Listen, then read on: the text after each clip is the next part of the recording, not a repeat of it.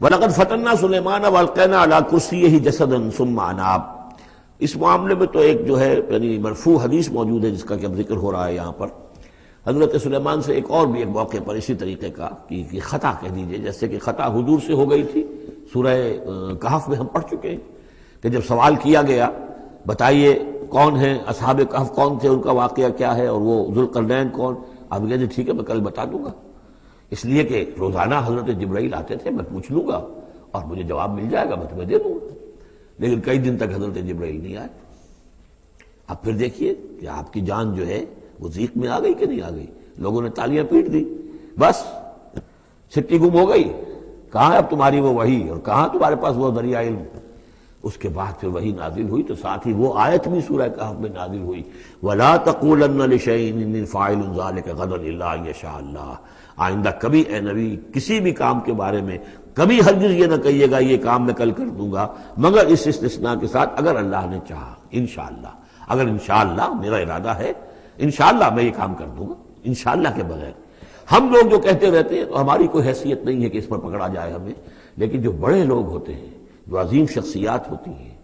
تو ان کے لیے یہ معاملہ جو ہے وہ اتنا ہی سخت ہوتا ہے اللہ کا۔ پھر ان کی گرفت بھی ہوتی ہے تو چھوٹی چیز پر ہوتی ہے، بڑے لوگوں کی چھوٹی چیز پر بھی بڑی سخت گرفت ہوتی ہے، یہ قاعدہ قانون ہے۔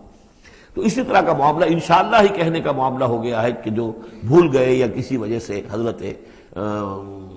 سلیمان کا اصل میں ان کا کوئی معاملہ ہوا، اپنے کچھ سپہ سالاروں سے ناراض ہوئے ان سے،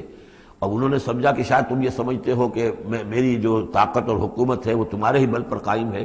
میں آج اپنی تمام ازواج کے پاس جاؤں گا اور ان سب سے میں صحبت کروں گا اور سب سے جو ہے وہ اولاد ہوگی، اور میرے اتنے جو ہیں وہ جوان ہاتھ پھر پیدا ہو جائیں گے تاکہ یہ کہ میں تمہارا شاید اتنا پھر میں دستے نگر نہ رہوں۔ اس طرح سے انہوں نے کچھ کہا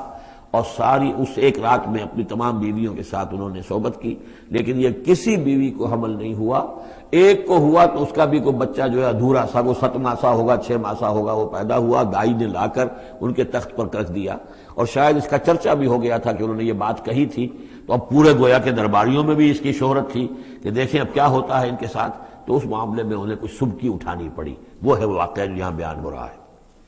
وَلَقَدْ فَتَنَّا سُلَيْمَانَ، اور اسی طرح ہم نے فتنے میں ڈالا تھا سلیمان کو، وَأَلْقَيْنَا عَلَىٰ كُرْسِيِّهِ جَسَدًا ثُمَّ أَنَابَ، اور ہم نے اس کے تخت پر ایک ایسا جسد لا کر لوتھڑا سا ڈال دیا تھا، وہ دائی نے لا کر ڈالا کہ یہ وہ آپ کی جو تھی قسم، اس کا یہ نتیجہ ہے اللہ کی طرف سے۔ لیکن یہ کہ بہرحال انہوں نے اس پر بھی توبہ کی، بلکہ یہاں تک روایت میں آتا ہے کہ فرشتے نے یاد بھی دلانے کی کوشش کی انہیں کہ انشاءاللہ کہیے، لیکن کیا اس وقت کیا کیفیت تھی ان کی جذباتی کہ انہوں نے وہ بات نہیں کہی، اور اس پر پھر اللہ تعالیٰ نے گویا کہ تنبیہ کرنا ضروری سمجھا۔